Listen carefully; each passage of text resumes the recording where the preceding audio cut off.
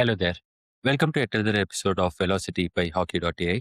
And today we have a guest, Nish, who's been the founder of the Agentics, the Anti-Consultancy. And today let's understand from him what happened in this entire marketing space in the last 23 years. And let's understand from more, both from a fundamental standpoint as well as from the state of the art standpoint.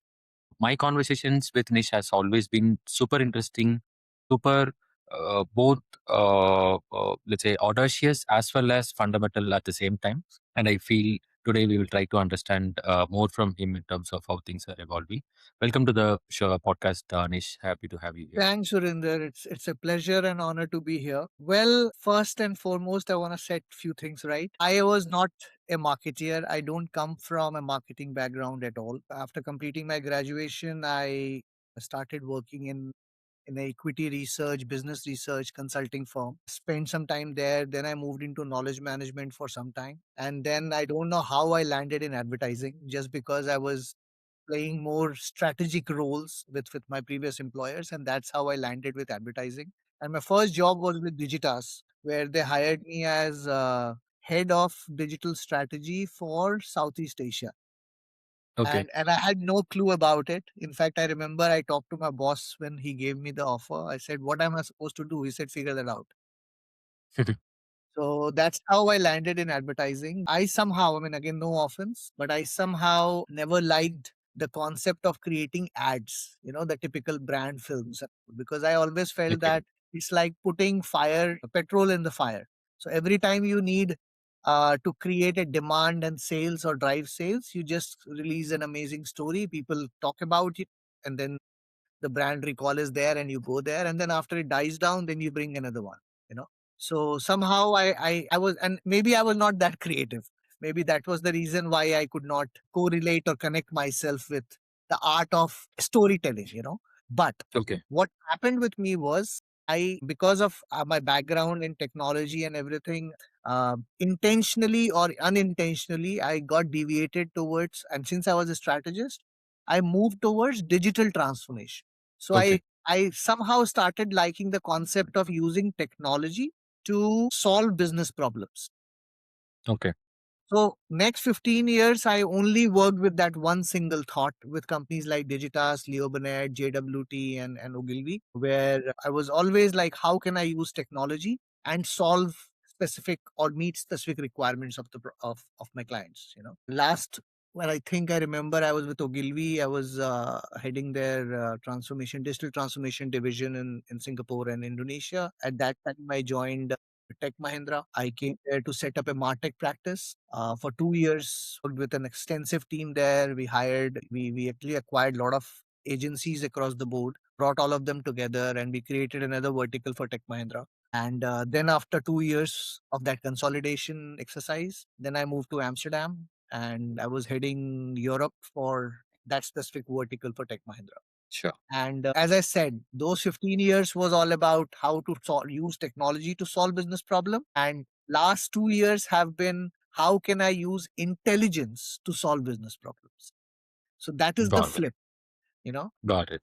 And so today, what I see, that what becomes possible when intelligence, either from creative, analytical, or operational data, can operate continuously, autonomously, and then it can scale and empower the human team.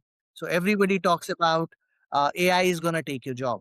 I say not at all. AI is going to make you more productive. They're going to make you more superhuman. So what you are able to achieve in one day of your work hours, you will be able to do 10x of what you're delivering every day if you're using Yeah. AI properly. You know, so that's the narrative on which we are working on right now, and it's been like almost 8 9 months now. I have started Agentics after I left Tech Mahindra. Agentics is an enterprise AI transformation company, and as I said, we solve business problems using intelligence and technology. And obviously, everybody talks about AI. So we are into multi-agent orchestration. So we create innovative solutions using agentic AI and multi-agent platforms to meet operational efficiency, reduce your total cost of ownership, acquire new customers, create better consumer experiences, so on and so forth. So this is where I had been so far. Great. Great, Nish. Thanks for the clarification on your journey so far. I always, the kind of conversations that we have had, always thought you are a veteran marketeer, like born as a marketeer kind of types. So yeah, but yeah, that's great. That's great to see that. Now coming to the agentics, so can you maybe like dive in into why was this, let's say, why do you think this was needed, and what have you built so far, and also I really liked your positioning in terms of anti-consultancy. That's more like a, I mean, more of a bold stance, as well as probably that invites explanation or a clarification as well. So yeah, Yeah. go for it. So like anybody, not unlike, I would say, like anybody, when I thought of starting a company, and most of the usual way is you look for a market opportunity, you do your consumer research, your competition research, and then you find your sweet spot and you say, yeah, this is matching my experience as well, and this is what I'll do. Instead of doing that, first 3 months, what I did was I went and did extensive study of different cases of startups, scale ups, mid-sized companies, and large corporates across divisions, across functions, to understand what did they do that made them fail. So rather than deciding on what I need to do, I first spent my time on understanding what I'm not supposed to do. Okay. So that became my, I would say, my North Star or my guiding light. That, okay, this, Okay. whatever I'm thinking, it's fine. You think of an idea, but how to execute? And it's not just about idea. Finding a concept is easy. I'm not saying this that easy, but yeah, still you can find a sweet spot where you can expect that, okay, I'll create a company. But how to build that company is, because a strategy to execution is a very important part. What looks very good on your slides may not be actually realistic when the rubber hits the road. So you have to be very clear about the execution, and strategy without execution is nothing. So that is where, so first stance was, okay, we will be an AI foundry. We will do everything in AI. And we realized that we never had a control on client, because client can go with anybody else because there is no differentiator. You're also creating AI at scale. They are also creating AI at scale. So it can't happen. We are a bootstrap company. And the next leap was, okay, let's be a specialized shop. We will be a Google shop or an OpenAI or a Gemini or whatever. And then we realized that for that, you need at least 10 to 15 certified people on your board. And to get them, it's not easy. And then you're not solving problems. You're only becoming a system integrator in that Yeah, specific domain, space. So then we said what comes naturally to us is we solve business problems, and we can solve business problems not with just AI or agentic or Gen AI, but we have to take a leap so that our competition cannot touch us at least for the next 6 months. And that is where we created our whole business model on creating a very advanced multi-agent agentic AI platform, which is like an Intel Inside kind of an engine that we have. So now you tell us any problem, we will bring in, and our USP is orchestration of multiple agents. Most of the companies right now have the capability to build 8 or 10 agents and build the orchestration around it. We can go up to 35, 50, 100 agents all working together. So that's the business model that we have built. And then so now coming back to the question on anti-consultancy, and that's where the idea of this spiel is that unlike most of the consulting agencies where they create fabulous strategy, amazing decks, amazing roadmap and feasibility studies and Excel sheets, and then they give it to you to execute, or they ask somebody else to come in and execute. We said no. If we are saying that with this solution, we will be able to give you 10% in your operational efficiency, or we will give you 20% more customer acquisition, then we should be the ones who should be delivering it. So that is why we say we are an anti-consultancy, because we build, scale, and we optimize. So if we are saying 20%, we may be able to reach 19.5% or maybe 18%. But we will be with you. We are the ones who will Yeah, conceptualize the solution. yeah. We will execute, optimize, and deliver the results. Hmm. That is why we say we are anti-consultancy, because somehow just creating slides, or I'm not saying that is not an easy thing, but still taking that idea or that strategy, executing it is a totally different aspect altogether. Yeah. So we do the entire 9 yards, and that's why we say we are an anti-consultancy. We do everything from strategy to execution. Got it, Nish. No, I mean, I completely agree to that, right? Because while, as you rightly said, creating the strategy or let's say putting it on a slide is definitely not very easy as well. But on the other hand, the plan evolves, right, over a period of time when you actually hit the road and when you start seeing what's working, what's not working, and then you'll have to eventually evolve. And if someone who originally planned is not there during that journey or probably not even driving that journey, I think it's a recipe for failure. I mean, I still don't understand how really large organizations like take strategy from someone else and maybe let's say have a different team formed to execute it and so on, right? So Can I give you a beautiful analogy for this? Just imagine an amazing Michelin star chef is yeah, sharing his recipe. yeah, Even if you try 50 times, can you match the same quality and taste and flavor what he creates? No, that's what it is. So if a company like a McKinsey and Accenture creates that strategy, man, it's very difficult to go to that level and execute it to that perfection to meet that. And that is where the disconnect happens, where some other company comes in, they start executing it, they may lose some important nitty-gritties and bolts of it, and that's why it's not 100% implemented. So that's why we said no, we will do it end to end because we are promising results. So if we are talking about results, then we should deliver results. So that's how we are positioned. Yeah. got it. So how do you now position yourself? Like, is it a like the anti-consultancy, which is more like a more like a group of people who help in the entire execution part, the planning and execution part, delivering the project of sorts, maybe in a way similar to a system integrator, or a platform where you have agents at your disposal and you sort of configure these agents according to the problem statement or build new agents according to the problem statement and So then let these agents we execute. spend a lot of time on understanding the problem and expectations with the Okay. client. Okay. Then we, instead of talking about this is the market, this is what the competition is doing, I mean, that is easy these days, especially with LLMs. You can immediately get all that information. What we focus on is what should be the solution approach, the Hmm. blueprint of the solution. The Yeah. client says yes, within 5 to 7 days or maximum a week, we quickly show the POC to them. Okay. They see the POC, they say, yeah, it's working. Now, can you use my data and show it exactly the way it's working with my data or not? Because now you have used some dummy data, so we want to use my data. So we do that. Once they see, yes, it's working, everything is okay, then our platform on which we had built the POC, and because as I said, we have an Intel Insight concept of creating that agent. So we have the engine, multi-agent system engine that we have created. On top of it, we did the POC, we did the MVP, then the integration starts. Obviously, we have our consultants who create the roadmap, the planning and feasibility studies, business case, ROI, cost benefit analysis, and so on and so forth. But in parallel, there's a delivery team that comes in, which does the integrations, which integrates it.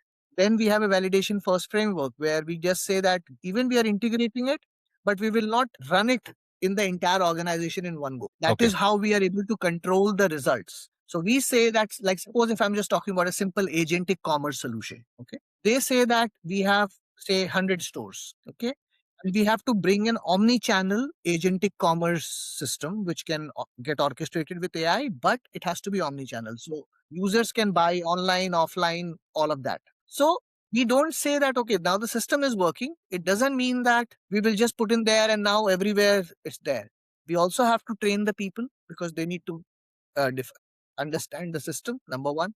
Number two, the new process and workflow designs have to happen. So that happens parallelly. But the validation first framework comes in that we first start with 2 or 3 stores only. We validate it so that we see that when the rubber is hitting the road, how much Yeah. is the acceleration, how much is the degradation, and that helps us to polish it further. Then again, we don't get into straight to 3 to 100. We go to 3 to 10 so that we see if we are scaling it up again, how is the overall bandwidth, how is the overall orchestration happening, because we are now getting into 100%, we are aiming for 100% automation. So then it has to be in a very controlled release. Otherwise, if it falls, it will fall end to end, and then it's very difficult to catch where the problems are. And this also gives us to validate, fix the nuts and bolts. Then we move from 10 to maybe 40 or 50 once, and then we stay there for like some time to see whether the shelf life is giving us that thing or not, you know.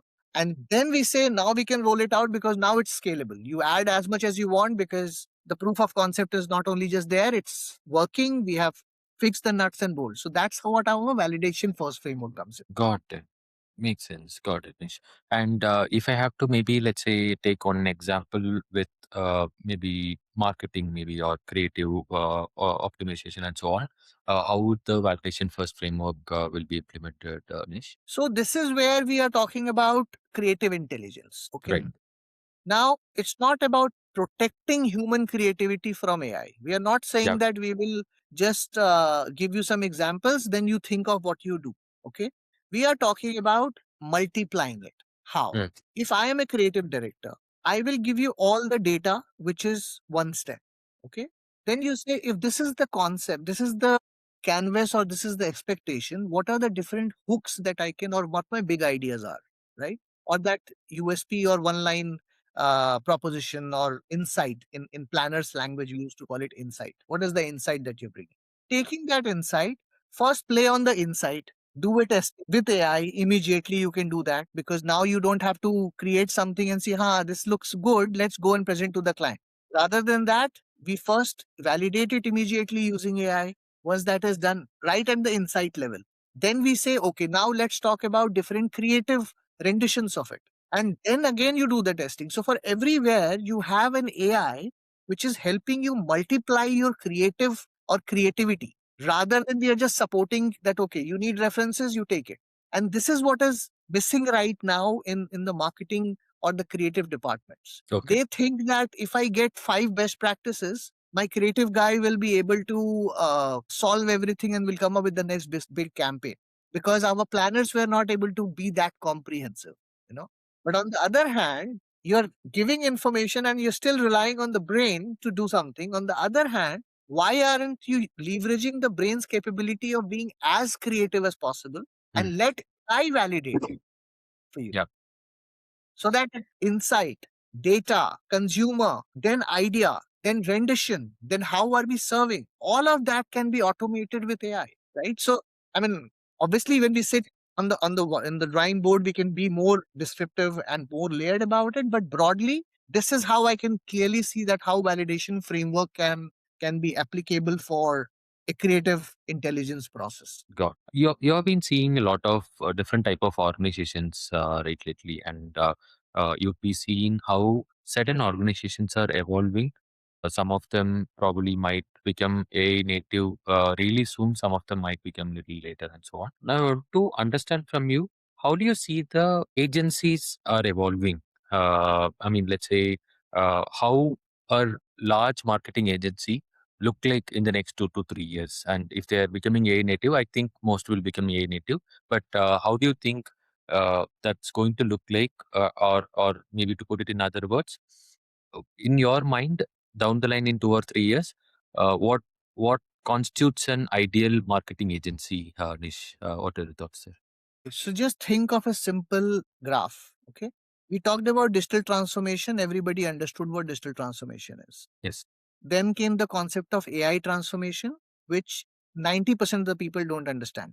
They Okay. think adoption of AI tool is AI transformation. Now, even the market and people are still not educated and don't understand clearly the concept of AI native. Okay. When you say AI native, it means that your existing system is either upgraded to an extent that it can support all upcoming or any future AI technologies and can be recalibrated with AI to do the tasks more efficiently, autonomously, or whatever, right? At Agentics, we realize one major thing now that between the AI transformation and being AI native, there is a different story altogether, which people have not coined very clearly. It is especially from a marketing department. Okay, and you can see. I mean, again, I don't want to name any of the agencies. I know there are a lot of investments being done in the name of agentic AI there, but if you actually see it through two different lenses, one lens is what they are doing is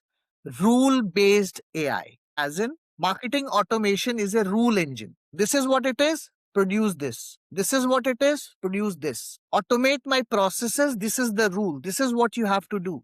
That is what they are thinking as being AI native or bringing AI in their way of working. That is not AI native.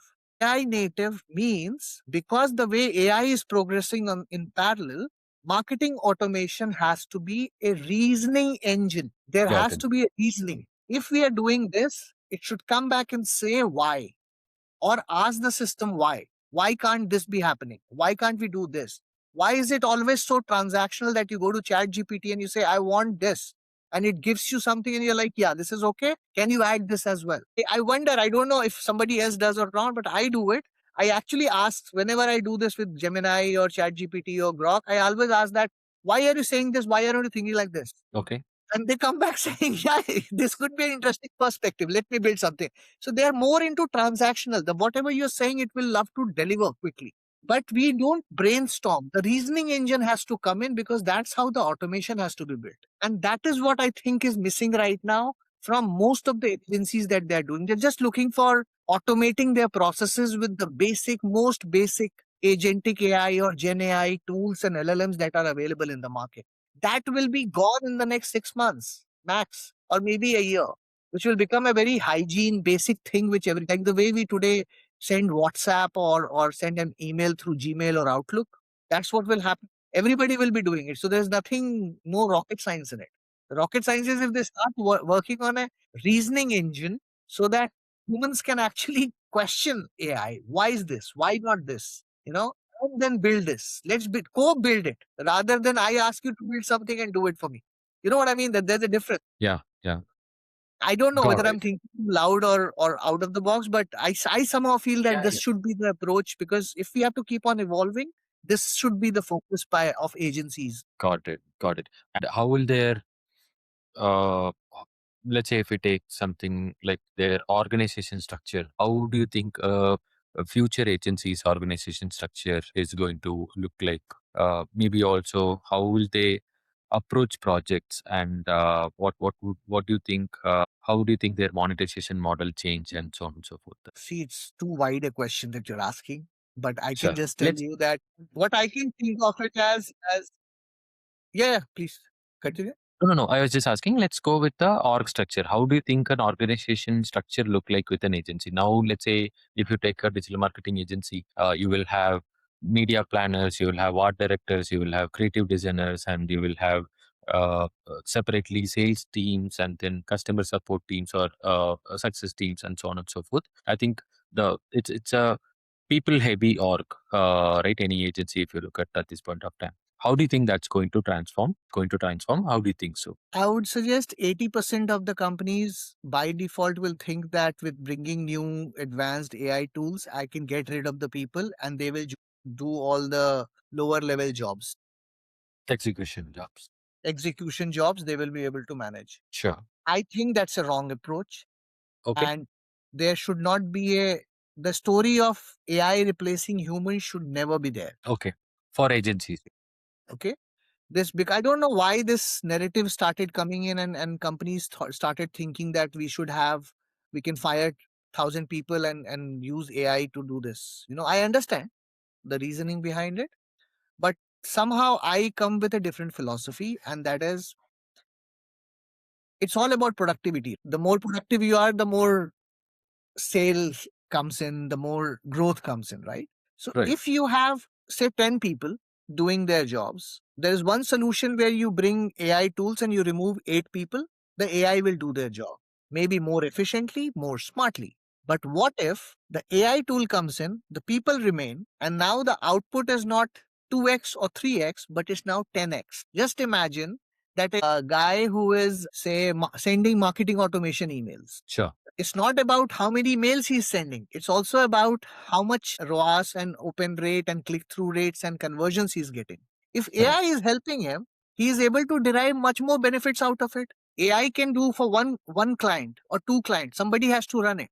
But this guy earlier was managing 2 accounts or 3 accounts. But with AI, he is able to manage 10 accounts. So this guy is becoming 10x more productive. He's not only justifying his cost, he's actually giving value for return value to his own salary. Just by you doing as a company an extra addition of an AI, you're empowering him. But from a structural perspective or an organizational diagram perspective, I think from a technology lens, if I see, there would be one layer of internal ops Okay. for agencies or for brands marketing department, right? Sure. Where you will have your own AI agents which are creating custom solutions for creative, brainstorming, research, data analysis, reporting, presentations, and blah blah. That is all your agents for marketeers, which are your internal ops. Second could be for your customers, where you bring in the CX layer. How can you bring in predictive shopping, predictive buying, more information kind of stuff, right? So that is your CX layer. And then the third could be the agents for customers, the buyer side of it. How am I creating my own ecosystem of leads and my own B2B network? So these could be few layers I can think of that will eventually, when the whole chaos becomes more structured, I think then it would be more like, okay, AI for what? Internal, backend, or CX layer. And then you say these are tools. Because right now it's like, I can create this, I can create this, I can create this. But where does it fit it in that organogram? That's Got my it. take at this stage. Yeah. Sure. And any thoughts on pricing strategy that is being done by traditional agencies now, and how you think is going to evolve? Will it be man hour, man day based pricing, or will it be outcome based pricing? What is your take? Or So what is the Sridhar, one ideal thing pricing? I will tell you with Agentics, we Sure. actually are following two different pricing models. Okay. One is where we say this is pure based on FTE or effort. Okay. Sure. Okay, so we will these are so our one time setup cost is this. This is what our ongoing enhancement and production cost is. This is the kind of people, number of hours, their rates, and then that's how we calculate. That is one aspect of it. The other aspect is very interesting because AI is all about ROI, right? So if we have to flip the entire story of pricing, we just say whatever you're spending right now as a company, as a client. So suppose you are saying that I am spending 100K or say $100,000 to run this department for 1 quarter, suppose, or say 1 year. Let's take a broad number. For 1 year, I'm spending $100,000 to run my marketing team. Okay. uh, the solution that comes in with AI tell you you can run the same thing with 30% cost or 50% less cost. Sure. So whatever that cost is, as a service provider, we will abide by that cost. Whatever cost saving Okay. we are bringing in, we will charge that. Now that is something I'm suddenly finding that some of the clients are finding it very interesting, especially when you have a voluminous based on pay as you go, the GMV or the volume based pricing.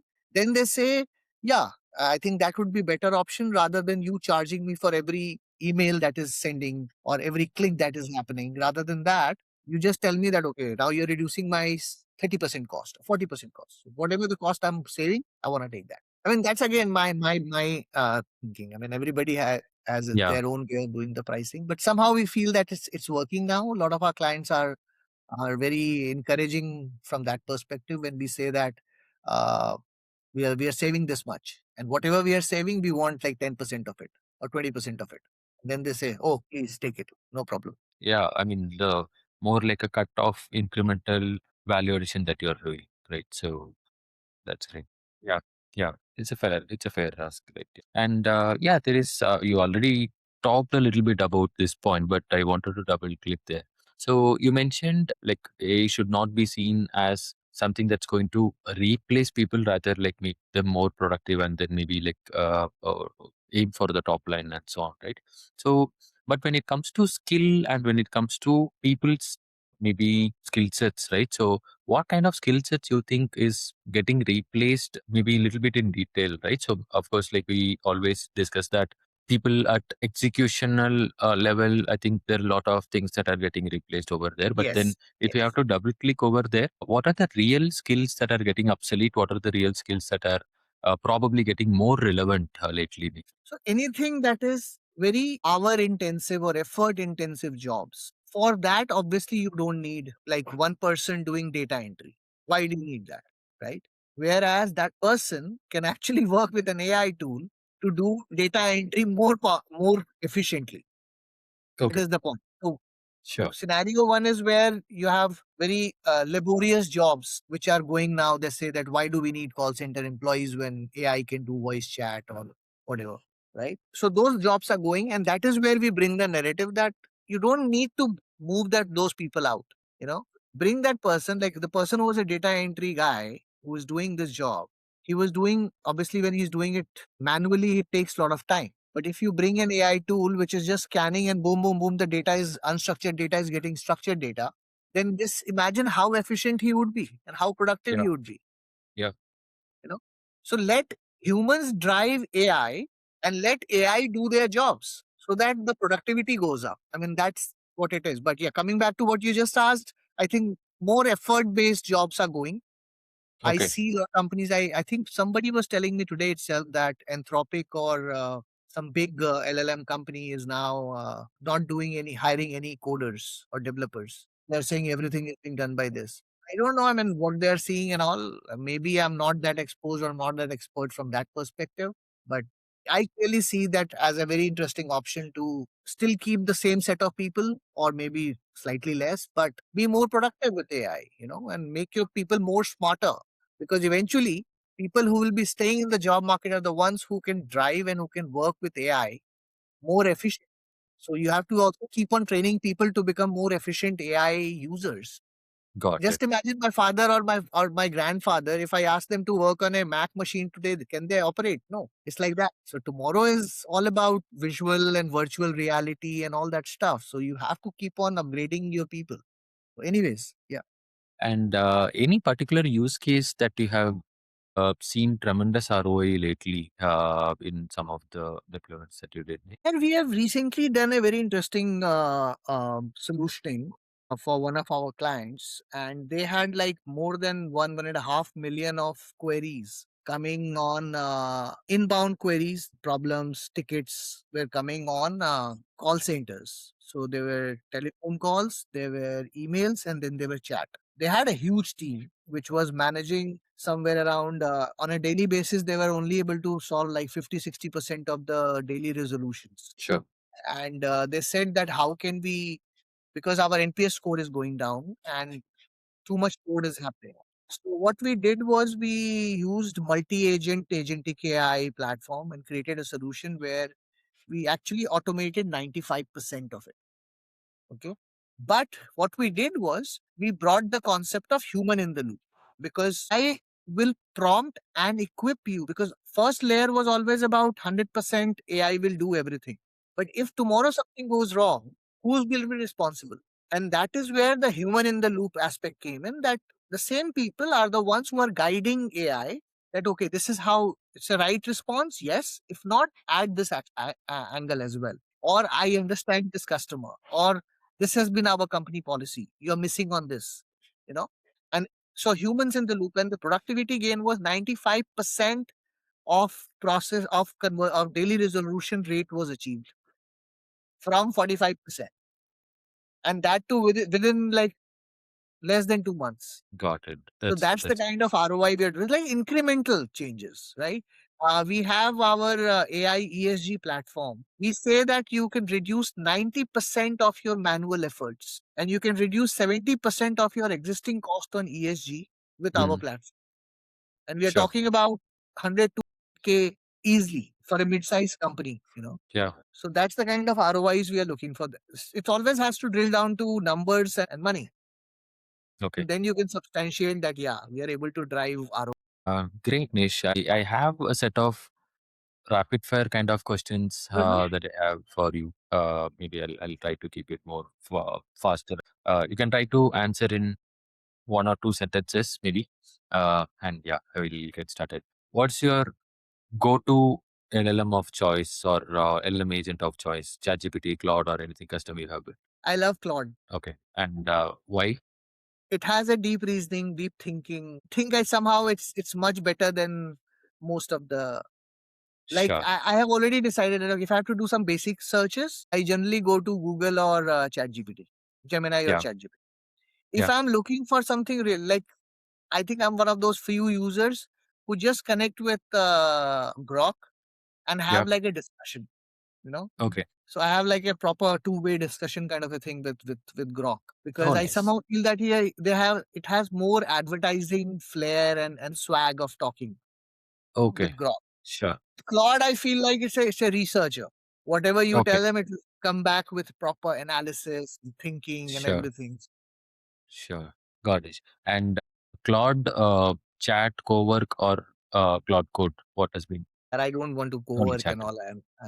Sure. I'm not getting into that detailing and all now because I Sure. hardly use whatever I use. I only use for like if I'm looking for something or if I'm writing something. So just Mm. use it to polish it properly. Now, in one sentence, like when would you think a CMO should build their custom AI versus buy a SaaS tool? When do they do? When they should do it? Yeah, when should they build versus when should they buy? Especially for a CMO. They should buy it right now so that everybody starts getting a flair of it Mm. and let it evolve, and very soon they will realize that they need to build a custom AI because unless you have a car parked in your house you will never ever think of sitting on the driving wheel and driving it. You need to, because a lot of companies are still thinking, do we actually need an AI tool in my company? Why not Mm. have it? Because once you start using it, then your expectations will more increase more, and that will lead to more customer, and that will create business for us. Yeah. That's what we want. Sure, got it, Nish. Any two or three tools that should be that's there in your marketing operations kitty? What's something that you have, or rather, what's something that you have recently used or stumbled upon that really made you go berserk? I won't say hockey because Okay. obviously I'm selling hockey as well. Sure. What else I saw? Yeah, I'm right now focusing more on agentic commerce, and I am Okay. actually doing very detailed study on what is the level of AI adoption or Mm. advancements that most of these commerce companies have done, because everybody is now talking about agentic commerce. Yeah. But I somehow feel that they are only touching 10% or 20%, and that too very basic AI tools. Mm. Yeah. Those are the things that I'm right now more focused on. But I don't use it more for my own marketing because we don't do marketing as such for Agentics. Okay. We Sure. prefer on referral and uh, more events, one-on-one Mm. Mm. conversations, and then we generate our leads. Okay. Yeah. So they don't use those kind of tools at all. Okay. So, what's one overrated marketing AI marketing trend that's there right now? I'll give it a pass here. I don't know. It's very difficult for me to, and I don't want to be any controversial, make any controversial statement. Yeah. Sure. Okay. And what's one metric apart from ROAS that you would want to, let's say, measure as a marketeer? How quickly I was able to churn out the campaign. It's not just all. I mean, Internal. definitely ROAS is important because whatever you're Yep. spending, you are able to do that. But am I operationally efficient? Am I Mm. able to do my job, which I was doing in 3 weeks? Am I able to do that in 1 day or Mm. 3 days? Mm. Because that will give me bandwidth for next 2 more days where I can do more other stuff. Yeah. So ROAS and operational efficiency, I think, is definitely, I More always like see that. campaign turnaround time and so on. Yeah, exactly. I mean, just imagine, no, that you get a brief and with hockey.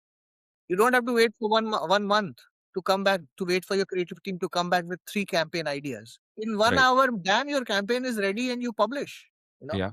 So how efficient you are, that is another major factor, because when you're running a company, you also want your people to be more productive Yeah. and intelligent and smart. I think that is another aspect besides ROAS. Great. I think this was great discussing with you, Nish. I think I got a lot of raw thoughts and insights, and I got to understand a lot about you and some of the use cases and other things as well. Anyone you'd want to recommend for the subsequent episodes of Velocity, Nish? I will. I will. We have some really good, amazing marketing visionaries, I know. Sure. Yeah. Let me just have a word with them and Okay. see if they're interested. I'll definitely introduce you to them. Sure, Nish. Superb. Yeah. Thanks a lot. Thanks. I Yeah. can immediately Please. think of Natalia, even who is one of the consulting Yeah. partners. Yeah, I think you Yeah. have met her. We have She met. should be very interesting, but I think she's right now very busy with her events Sure. and her this thing. But let me ask her if she's interested. Maybe you Sure. should have Sure. Natalia as well. Sure, Nish. Superb. Yeah. Thanks a lot. Thanks a lot for being a guest today, Nish. And we got to learn a lot from you. And yeah, as usual, looking forward to our subsequent conversations and working with you more closer, Nish. Great. Thanks for being today. Thanks Yeah. so much, Surinder. Bye Sure. bye. Thank you. Bye.